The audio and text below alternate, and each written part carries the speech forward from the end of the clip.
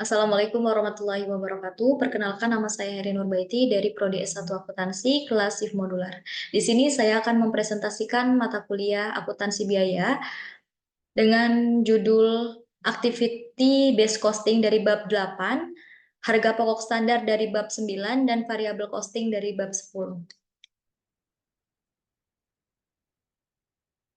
Yang pertama, kita akan bahas dari bab 8 yaitu Activity Based Costing atau ABC.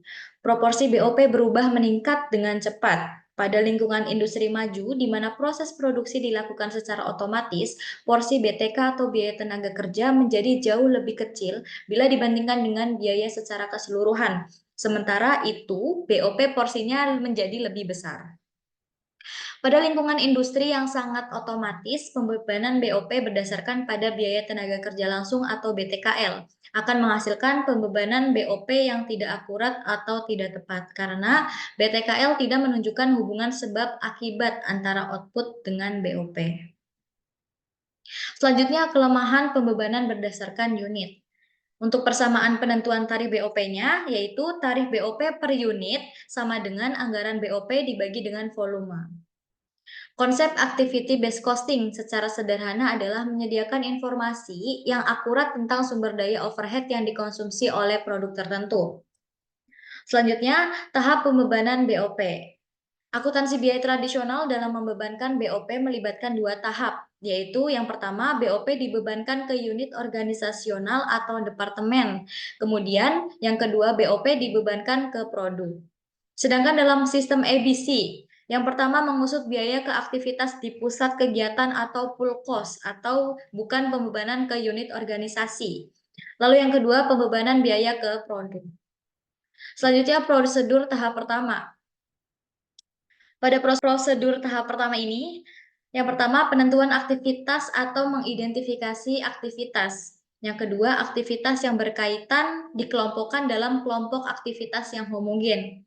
Lalu yang ketiga, perhitungan biaya pool. Yang keempat, perhitungan tarif pool atau pool rate.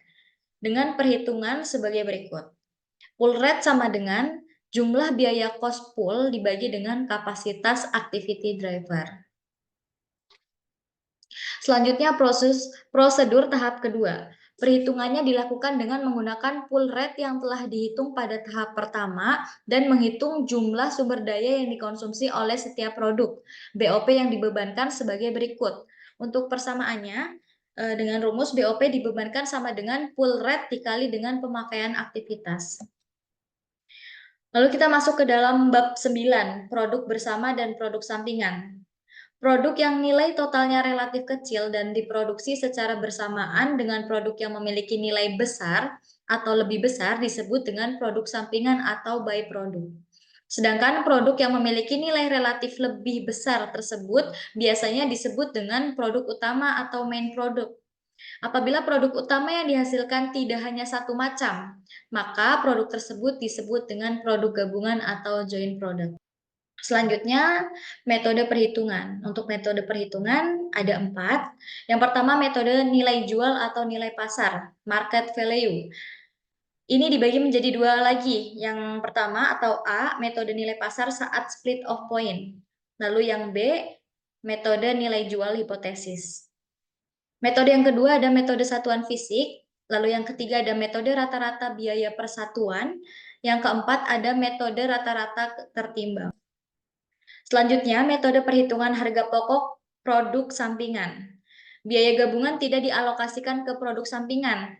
Itu dengan metode pengakuan pendapatan kotor atau apabila hasil penjualan produk sampingan diberlakukan sebagai pendapatan lain-lain, itu dapat dihitung sebagai berikut. Contohnya sudah ada di slide. Di sini laporan laba rugi, pendapatan nominal pendapatan misal 100, HPP-nya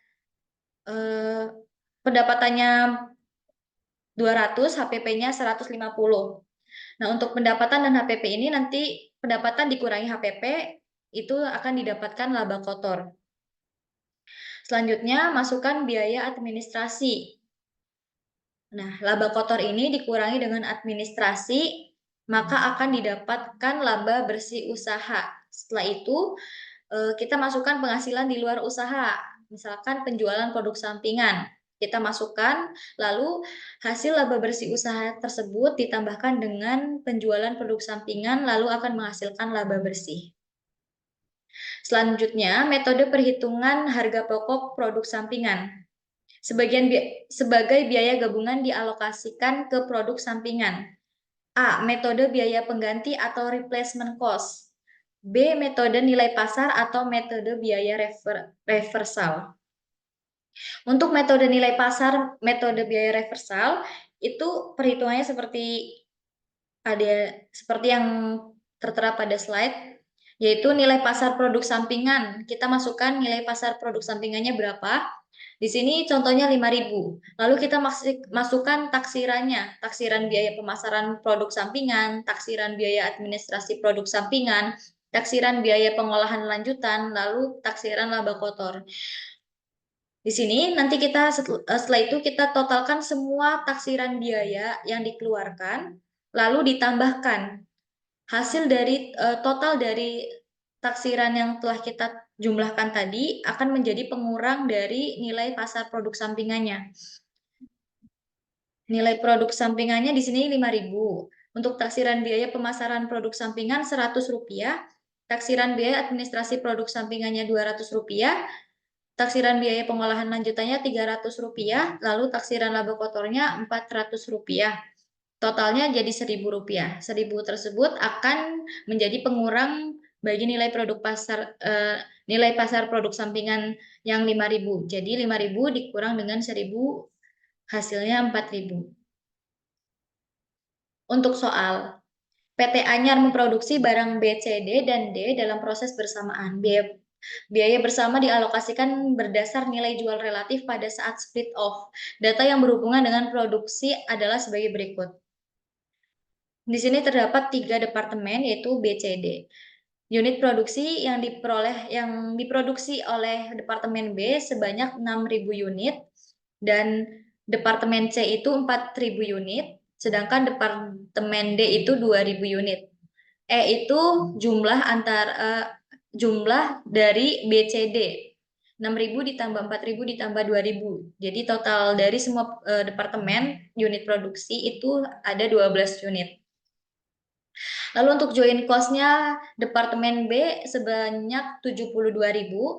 Di Departemen C dan D tidak diketahui, namun di sini sudah diketahui untuk jumlah seluruh dalam 3 departemen ini, yaitu Rp120.000.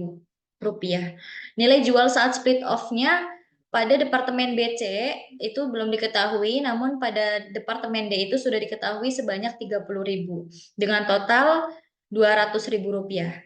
Biaya proses lanjutan pada Departemen B 14.000, Departemen C 10.000, Departemen D 6.000 dengan total Rp30.000. Nilai jual setelah proses lanjut Departemen B 140, Departemen C 60.000, dan Departemen D Rp40.000 dengan jumlah total Rp240.000. Yang diminta di sini adalah dalam soal hitung berapa rupiah join cost yang dialokasikan ke D, dan yang B hitung berapa laba kotor dari produk D. Ini untuk jawabannya. Biaya bersama yang dialokasikan ke produk D sebesar 30.000 dibagi dengan 200.000 dikali dengan 120.000. 30.000 didapat dari mana? 30.000 didapat dari Departemen D nilai jual saat split off point. Di sini 30.000. Lalu kita masukkan dibagi dengan 200.000. 200.000 didapat dari mana? 200.000 itu didapat dari jumlah nilai jual saat split off point dari 3 departemen tersebut. Lalu dikalikan dengan 120. 120 itu didapat dari join cost, total join cost 3 departemen. Lalu didapatlah jumlah Rp18.000. Lalu untuk perhitungan laba kotor dari penjualan produk D, kita masukkan penjualan. Penjualan tadi dengan nominal produk D itu 40.000, lalu kita masukkan 40.000. Di sini kita masukkan alokasi join cost. Kita pertama sudah mencari yang hasil 18.000 itu, kita masukkan sebagai alokasi join cost-nya. Lalu kita masukkan biaya pengolahan lanjutan. Kita lihat di soal, biaya pengolahan lanjutan itu dengan nominal Rp6.000, lalu kita masukkan. kita totalkan antara alokasi join cost dan biaya pengolahan lanjutan. Lalu penjualan dikurangi dengan total alokasi join cost dan biaya pengolahan lanjutan. 40.000 dikurangi dengan 24.000. Jadi ketemu laba kotornya itu Rp16.000. Selanjutnya kita masuk ke bab 10, harga pokok standar atau standar cost.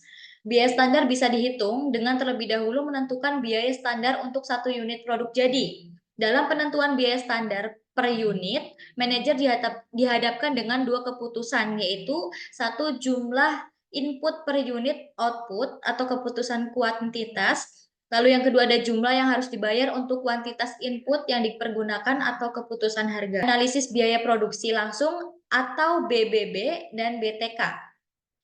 Perhitungan selisih biaya bahan dan biaya tenaga kerja dapat dilakukan dengan 3 model. Model yang pertama atau model satu selisih. Selisih sama dengan KST atau kuantitas standar dikali dengan HST, harga standar. Lalu dikurangi dengan kuantitas sesungguhnya atau kases dikali dengan hases atau harga sesungguhnya. Selanjutnya analisis biaya produksi langsung dengan model dua selisih. Model dua selisih ini dibagi menjadi dua lagi, selisih harga dan selisih kuantitas. Untuk selisih harga atau SH sama dengan harga sesungguhnya dikurang dengan harga standar lalu dikali dengan kuantitas sesungguhnya.